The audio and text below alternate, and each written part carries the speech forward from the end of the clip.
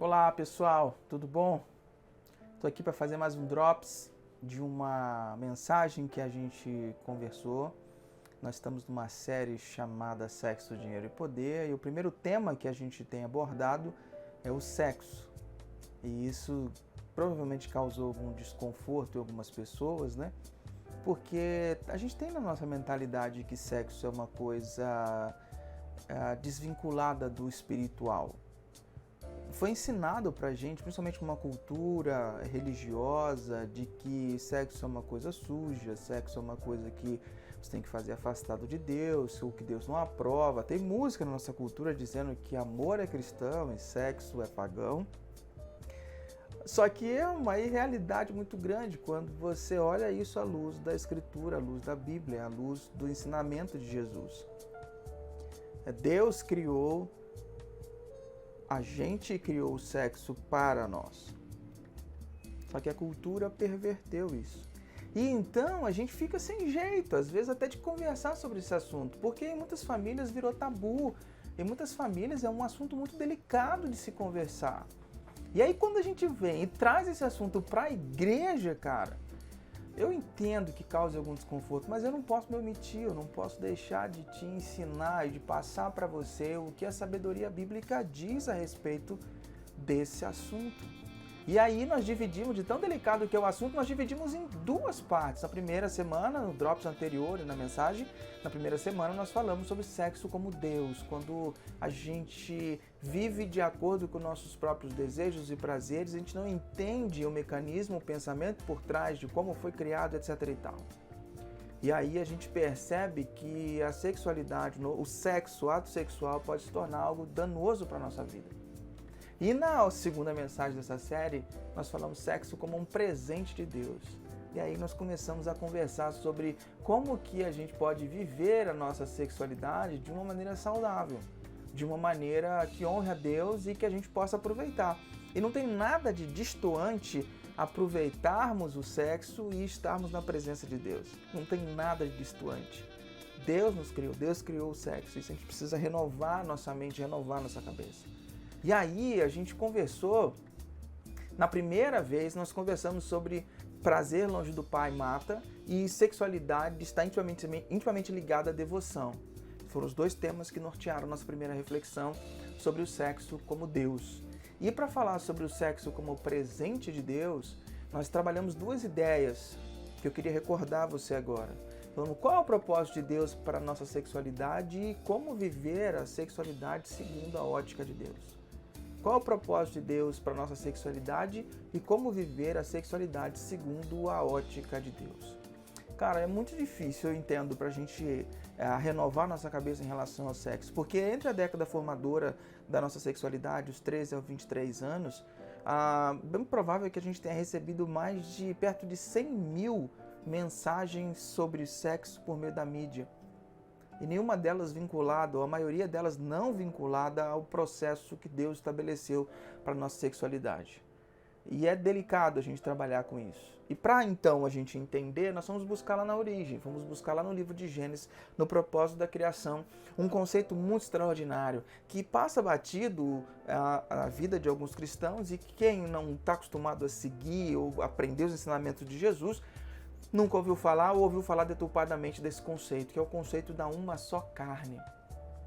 O conceito da uma só carne é um conceito fenomenal. É uma expressão maravilhosa, porque quando Adão, Deus cria a mulher da costela de Adão, põe ele num sono, tira a costela, faz um clone dele, muda o sexo dessa nova criação e coloca essa esposa na frente dele. E aí ele tem uma expressão de prazer, de alegria de ver aquilo e ver aquela mulher nua na frente dele. Ele fala, uhul! E aí ele diz, essa é carne da minha carne e ossos dos meus ossos. E aí, no versículo 24 lá de Gênesis, capítulo 2, Deus fala, por essa razão o homem deixará pai e mãe e se unirá à sua mulher e eles tornarão uma só carne. Esse conceito de uma só carne é algo transcendente, algo que vem ao longo da Escritura sendo trabalhado várias vezes. Por exemplo, em Mateus capítulo 16, versículo 6, fala, assim eles já não são dois, mas sim uma só carne, portanto o que Deus uniu ninguém separe. Jesus traz esse conceito à tona, dizendo que não é um conceito que ficou lá no passado, é um conceito presente. Não só Jesus, mas Paulo também, trazendo uma questão de atemporalidade, trazendo essa questão de volta. Quando ele vai falar em Efésios capítulo 5, versículo 28, ele fala, da mesma forma os maridos devem amar cada um a sua mulher como a seu próprio corpo. Quem ama a sua mulher ama a si mesmo. E que se não ficou muito claro, Paulo escancara isso, esse conceito da uma só carne, dessa unidade, em 1 Coríntios capítulo 6. Primeira carta de Paulo aos Coríntios, capítulo 6, versículo 16, fala, vocês não sabem que aquele que se une a uma prostituta é um corpo com ela? Pois como está escrito, os dois serão uma só carne. O que os escritores da Bíblia estão dizendo pra gente? Que o ato sexual produz um elo tão profundo, místico e espiritual, chamado de uma só carne. E esse ato envolve muito mais do que contato físico. Ele toca no profundo do espírito de cada um e provoca um ato, um elo que une vidas. Então, para Jesus e para os escritores bíblicos, o sexo une vidas, é um ato espiritual tanto quanto físico. É um ato que cada um faz algo ao outro, para bem ou para mal. E quando a gente sai e termina, a gente deixou um pouco de nós no outro e o outro deixou um pouco de nós, um pouco dele em nós. A gente deixa uma parte de si. Por isso que a sabedoria bíblica reserva o sexo para uma relação de compromisso, de permanência e de fidelidade. Para que a gente não fique perdendo pedaços ao longo do caminho. A sabedoria bíblica não entende um ato que une vidas sem um propósito que una as vidas. Percebe? E isso é muito interessante. A gente tem uma capacidade de se unir às pessoas. E quando a gente se une, segundo o que eu estou te explicando até agora, a gente deixa um pedaço da gente. Então imagine dois pedaços de fita crepe com cola. A gente cola as fitas, a união do ato sexual, a gente descola. O que vai acontecer quando a gente fizer isso várias vezes? Das duas, uma. Ou, na hora que a gente vai descolar, pedaços vai ser rasgado, e ao longo do tempo, quanto mais eu faço isso, perde a aderência, a cola se vai. É mais ou menos nessa analogia que consegue explicar um pouco sobre essa questão do sexo segundo a ótica de Deus. Então, quanto mais a gente se dilui, mais a gente perde a capacidade de estar íntegro, inteiro e totalmente nessa relação de permanência, de compromisso, de fidelidade. Sobre o sexo, nós temos que ficar atento a 3 coisas muito importantes, que é a lascívia, luxúria e a fantasia. E aí, lascívia é a ação intencional de tratar outra pessoa como objeto de satisfação de prazer. Já a luxúria é uma paixão descontrolada, que usa as pessoas. É a paixão sexual descontrolada, simplesmente usa as pessoas. E já a fantasia, ela pode até ter uma parte positiva, e tem nas nossas vidas, mas quando eu uso a fantasia para exercer a luxúria ou a lascívia, e aí eu começo a entrar num contexto muito difícil, muito complicado. Nós falamos também sobre masturbação, falamos sobre os prós e os contras, o que os escritores sérios falam sobre isso. Se você quiser saber mais sobre o assunto, é só você assistir. Aqui no card vai estar o link da nossa mensagem, você vai poder assistir a mensagem inteira sobre isso, tá bom? Mas é importante a gente entender que intimidade física caminha com o compromisso. Intimidade nas relações caminha no compromisso. E para isso, a gente colocou um diagrama do Richard Foster que diz que é um triângulo. Na base tem o amor, de um lado o compromisso, no outro a intimidade. E lá em cima o casamento e o sexo.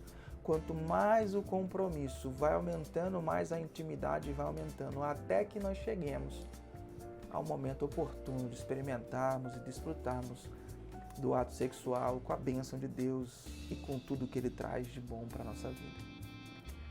Viver segundo a nossa ótica, segundo o nosso coração, faz com que você permita viver tudo o que há para viver. Faz com que você pense e viva da forma que você quiser. Agora, se o seu coração serve a Deus, se você tem Ele como seu Senhor, tem Jesus como norteador da sua vida, como seu Senhor e seu Salvador, obedecê-lo em todas as áreas é parte preponderante. faz parte da nossa vida, faz parte da nossa história. Então eu obedeço porque ele sabe o que é melhor para mim.